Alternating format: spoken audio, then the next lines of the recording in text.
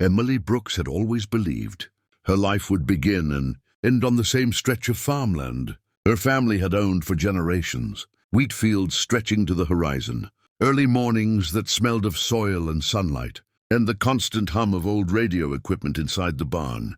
That was her world. She wasn't a pilot, she wasn't military, and she didn't even own a car newer than 15 years old. She was just a farmer. At least that's what she believed. But fate had a strange way of showing people who they really were. It was a windy afternoon when everything changed. Emily was repairing a broken fence on the far side of her land, her hands covered in dust. The barn door rattled in the gusts, and somewhere distant, a dog barked, ordinary, quiet, predictable. Then her old aviation band, radio, something she kept only because her father once guided small crop duster planes, crackled to life. At first she ignored it. Planes passed overhead all the time. But then the tremble in the voice coming through the speakers made her freeze. "This is Flight 903 to any available ground station. We have lost both engines. Repeat, both engines are out." Emily dropped the hammer in her hand. Static filled the space, sharp and panicked, followed by another voice, this time trembling with fear. "We're losing altitude fast. We need support, we need guidance. Anyone respond?" Emily rushed into the barn, her boots thudding on the wooden floor. She stared at the old radio, its lights blinking like they hadn't blinked in years. She hesitated, her hand hovering over the mic. She wasn't trained for this. She wasn't certified. She wasn't even sure the radio still worked properly. But another burst of sound came. Through the unmistakable panic of passengers, screaming in the background, a metal clang, alarms, the co-pilot shouting something about hydraulics failing. Emily didn't think after that. Her hand shot forward, grabbed the mic, and she pressed the transmit button. "Flight 903, this is Ground Relay 7, she said, her voice calm despite her racing heartbeat. "I hear you loud and clear." There was a sudden silence on the other end. Then a stunned reply. "Ground Relay 7. Who are you? Where are you?" Emily swallowed. "Doesn't matter who I am.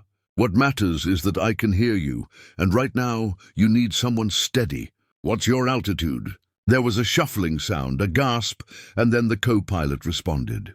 28,000 feet and dropping. Left engine failure was immediate. Right engine followed seconds later. "We're gliding but losing speed. Instrument panel is unstable." Emily closed her eyes. She remembered her father teaching her how planes glided when engines died. She remembered every story told by old pilots while they drank coffee on her farm.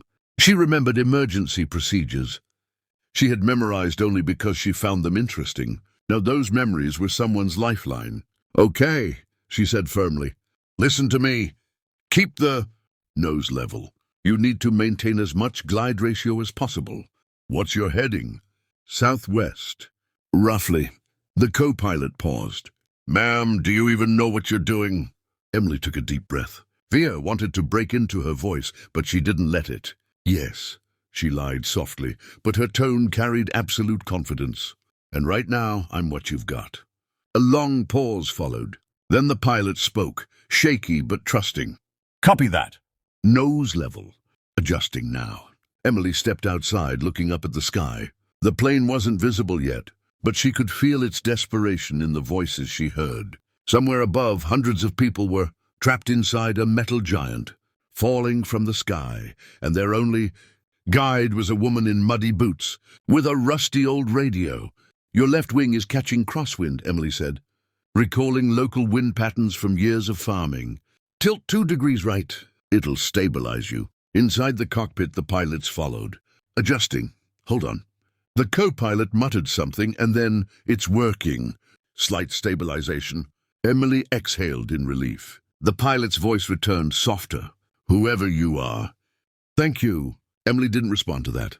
She knew the next part would be harder. The terrain around her farm was rough.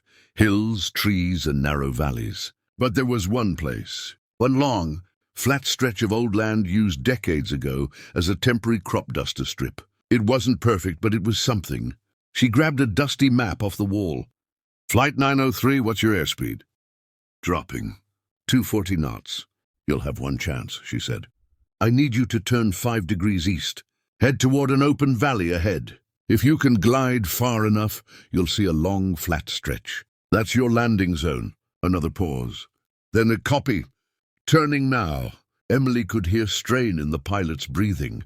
Alarms blared in the background.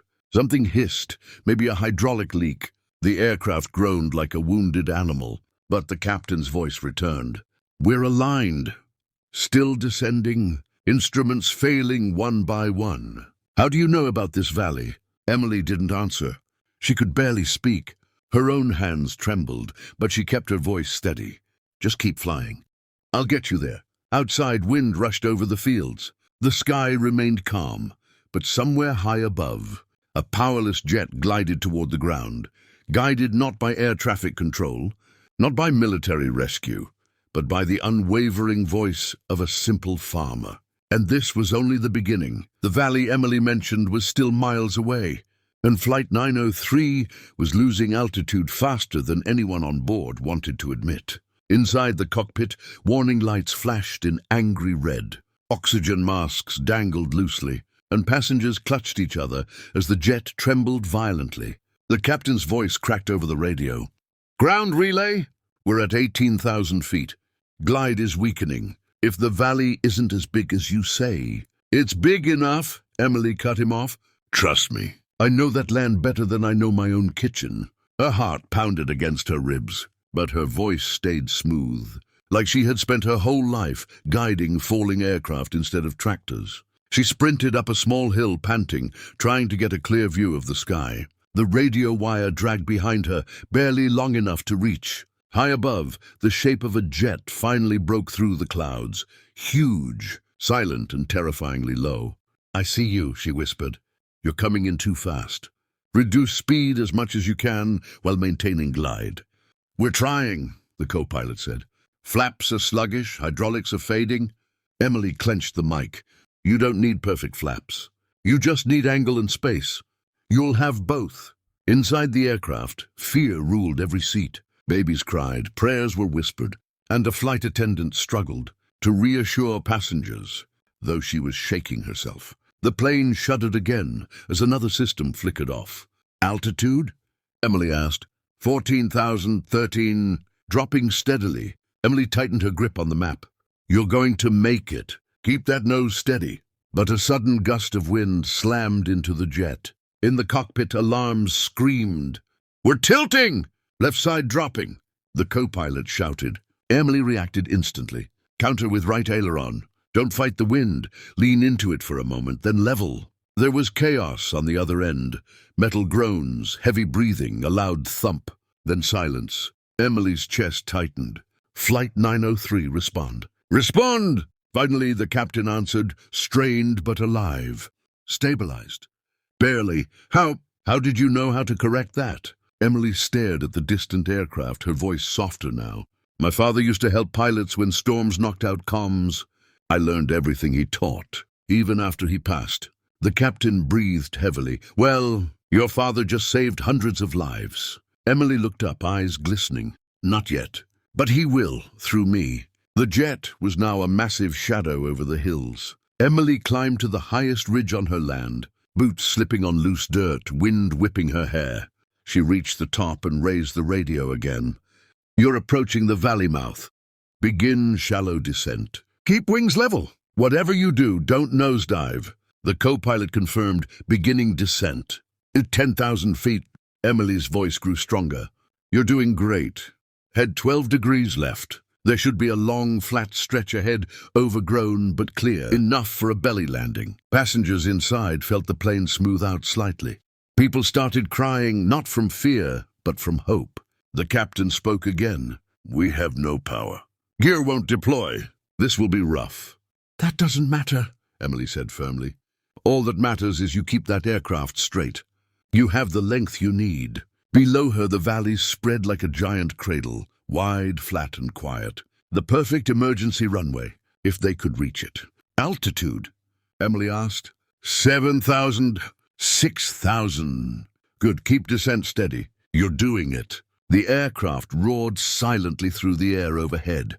No engines, no thrust, only gravity and guidance. Emily pointed toward the valley. Captain, your landing zone is straight ahead. A flat field with a narrow entrance. Stay centered. Begin final approach. Her voice shifted, calm, commanding, almost pilot-like. Lower flaps as much as they'll allow. Keep nose up slightly at touchdown. Brace for bounce. The captain sounded emotional. Ground relay, Emily. Whoever you are, thank you. Emily swallowed. Just focus on landing. You can thank me after. The ground rushed toward the jet. Inside the cabin, passengers screamed as the valley rose into view. The aircraft wobbled, metal shaking violently. Emily watched with bated breath. Ease her down. Ease.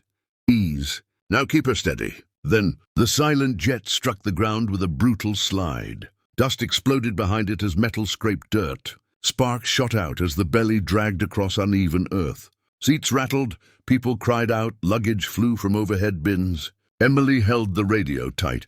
Stay with it. Stay centered. You're almost there. The jet slid further, hundreds of meters, its nose, nearly dipping but correcting just in time. Finally, after what felt like a lifetime, the aircraft slowed, jolted, shuddered, and stopped. Silence. Emily blinked, tears filling her eyes.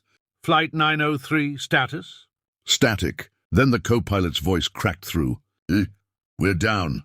Everyone's alive. We made it. Emily dropped to her knees on the ridge, overwhelmed with relief. Cheers erupted inside the cabin. Flight attendants sobbed. Passengers hugged strangers. The captain leaned forward in his seat, trembling, whispering a silent prayer. He clicked the radio one last time.